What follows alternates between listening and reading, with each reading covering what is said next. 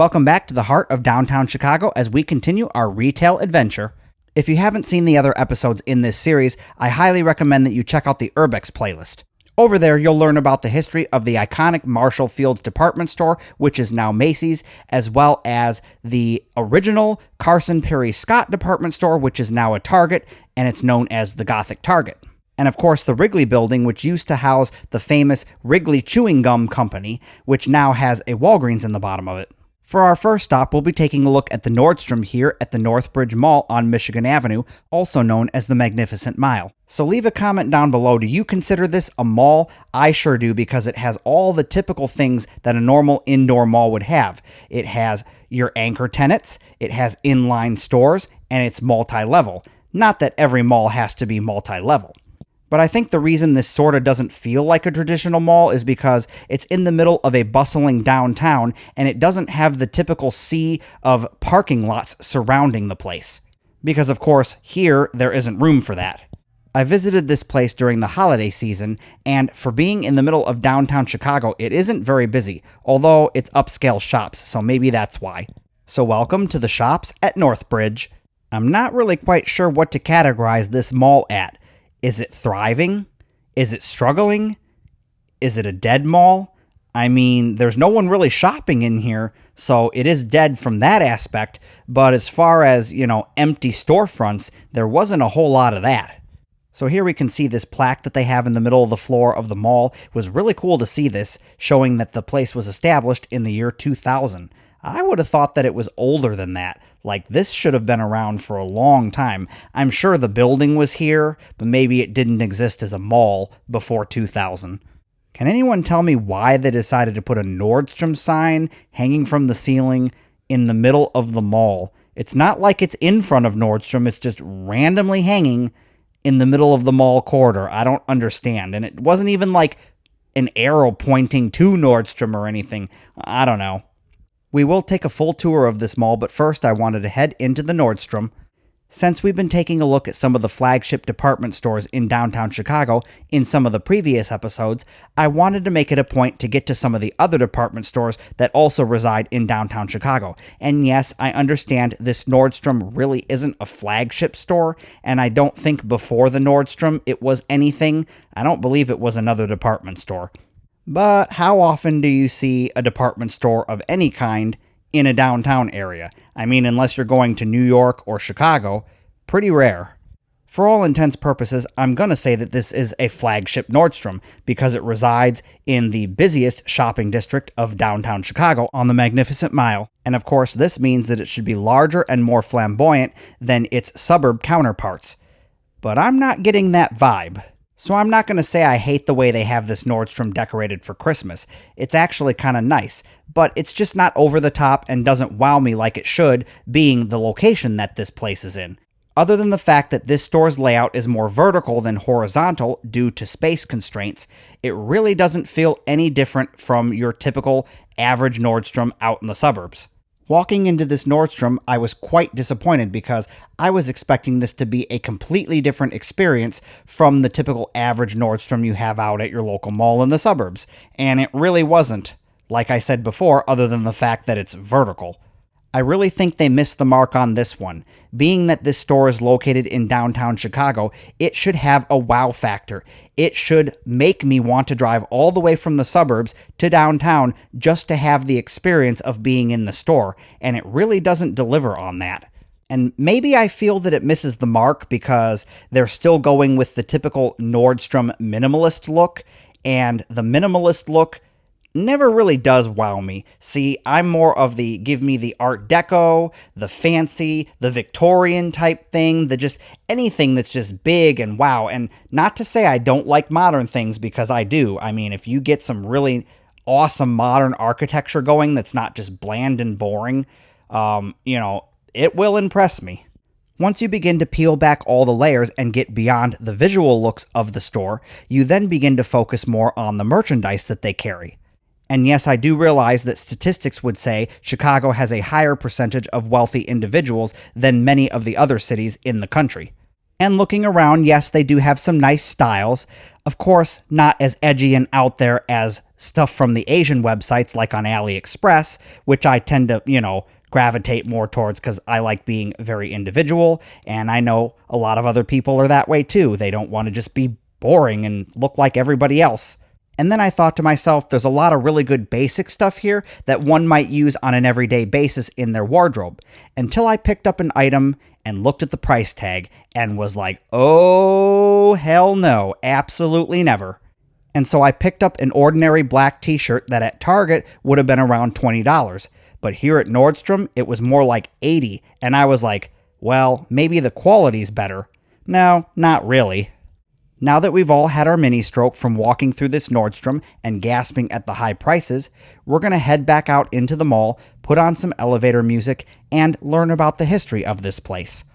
The shops at Northbridge opened in the River North neighborhood in 2000 as a part of a larger Northbridge development project, which aimed to revitalize the area around Michigan Avenue and the Chicago River. The mall was originally named Westfield Northbridge. The mall was designed to seamlessly blend into the urban landscape while offering an upscale shopping and dining experience.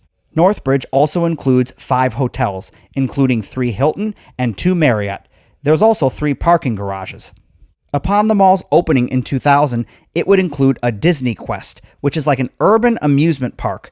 Just think of Disney World, but really small and indoors and in downtown Chicago. I remember vaguely something about this, and I've always wanted to see one of them. Sadly, I don't think any of them still exist anymore. Well, the Disney Quest has since been converted into a furniture store. If I can find some video or photos of the Disney Quest, I will insert them in this video. In 2003, the Westfield Group would acquire the shopping center and rename it the Westfield Shopping Town Northbridge, dropping the shopping town name in 2005. But this wouldn't last all that long, as the Mack Rich Company would acquire the mall in January of 2008, returning the malls to its original name, the Shops at Northbridge.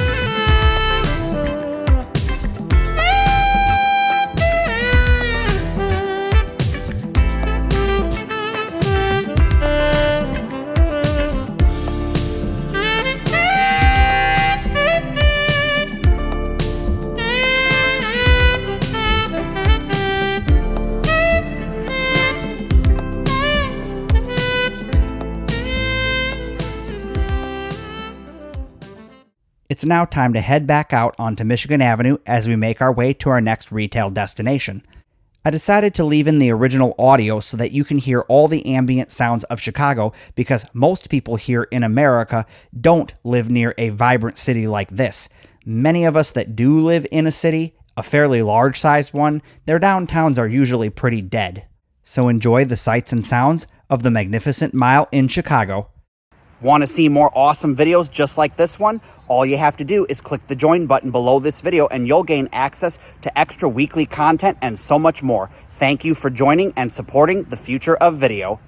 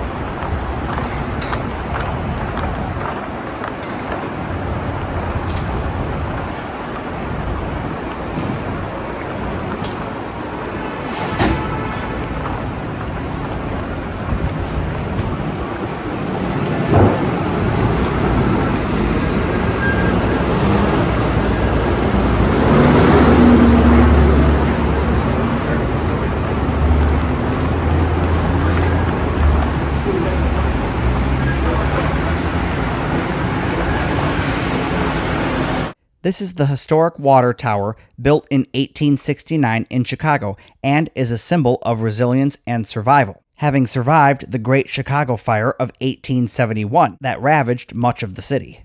Designed by William W. Boyington, the tower used to hold water from Lake Michigan to provide pressure and deliver water to residents and businesses in the area. It now houses a small art gallery. The iconic John Hancock Tower was designed by architect Bruce Graham and structural engineer Fazlur Ram Khan of Skidmore, Ownings, and Merrill. At the time of its completion in 1969, it was the second tallest building in the world, surpassed only by the Empire State Building in New York City. The tower stands at 100 stories and reaches a height of 1,128 feet. Here's the Neiman Marcus in downtown Chicago. Unfortunately, I was running out of time and I didn't get a chance to go in and film the interior of this department store. I really wanted to, but I had to pick and choose, and so I decided to skip this one, and maybe in the future I'll go back to Chicago and do a video on this store. But we can at least take a look at the exterior of this building and its iconic Christmas window displays.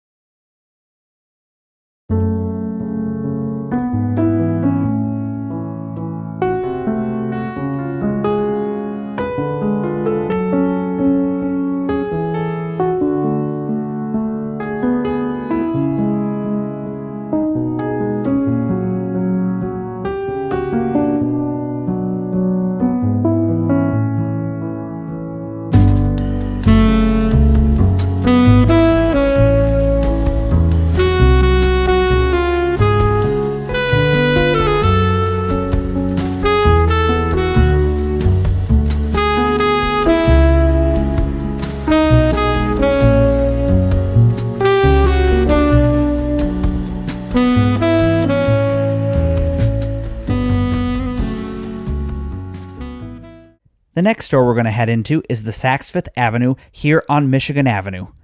I didn't spend a lot of time here at this department store, mainly because it's a lot like the Nordstrom we took a look at earlier in this video. It's just not all that different from its counterpart that would be located out in the suburbs at your local mall. It's just in a denser developed area and, because of that, it has a more vertical layout. But I still wanted to document it because how often do you get to go into a Saks Fifth Avenue, especially in a downtown like this? I tried doing research on this specific location, and I didn't really come up with anything, so we're not really going to go over the history of this Saks Fifth Avenue or the history of Saks Fifth Avenue in general, because that's for another video. So I'm just going to kind of take you through this store, give you my thoughts on it, and just let you enjoy the sights and sounds of this Saks Fifth Avenue. So again, this store, like I said earlier, follows much the same as the Nordstrom we took a look at earlier. It's just not over the top and doesn't really wow you, especially for being a flagship store in a downtown area. But like Nordstrom, taking one look at the prices of any of the things they're selling in this store will automatically just give you a seizure. And maybe that's why this store was so dead when I visited, because it's the height of the holiday shopping season and we're in downtown Chicago in their largest and most busy shopping district. I did read an article that said this store had been here for over 90 years, and I'm really shocked that it's held on that long, especially looking around this store and seeing hardly anyone shopping. I don't know, maybe they can subsist on just 2 or 3 sales a day. Who knows? I mean, the prices are absolutely ridiculous.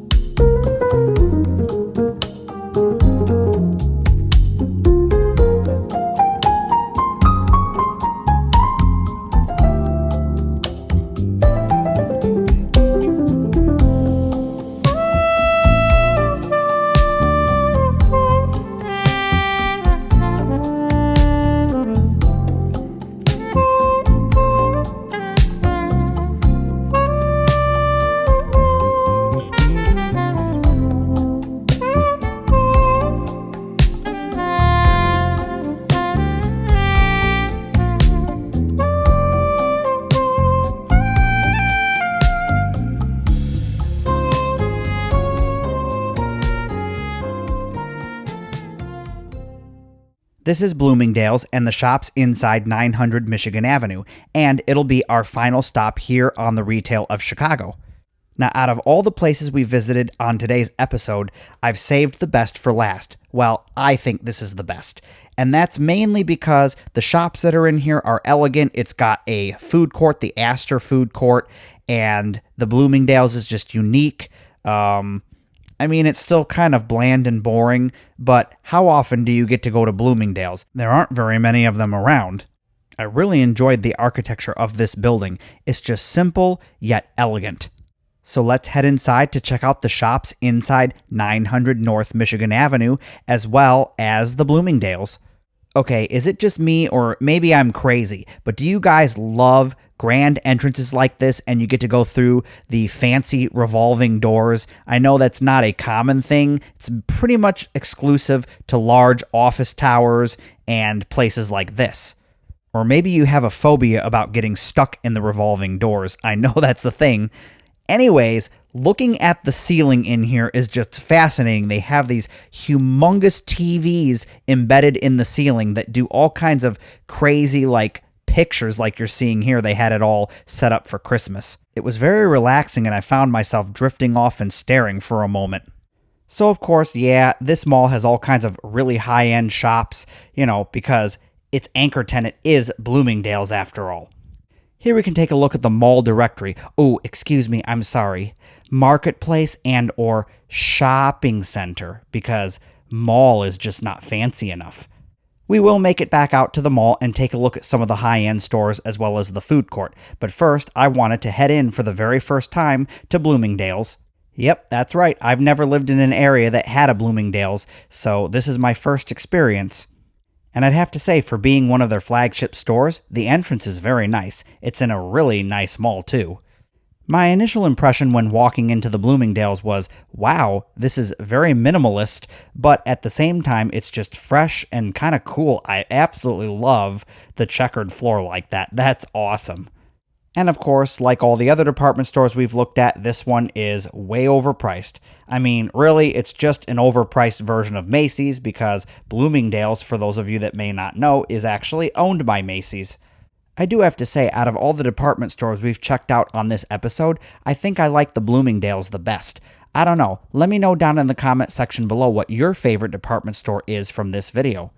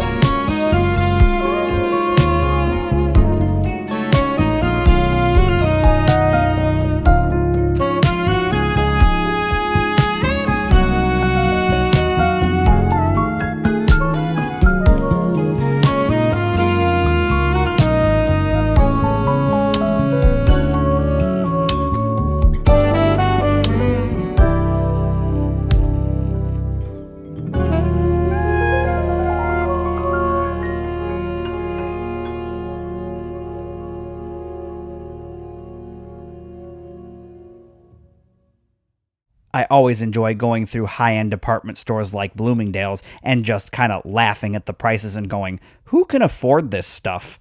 And I guess somebody can afford it because the store wouldn't be in business if people weren't buying. This is the nearly 3 stories tall Christmas tree that's located just outside the Bloomingdales. Wow, that's all I can really say. It's pretty big. So now we're going to take a look at some of the stores throughout the mall as well as the Astor food court.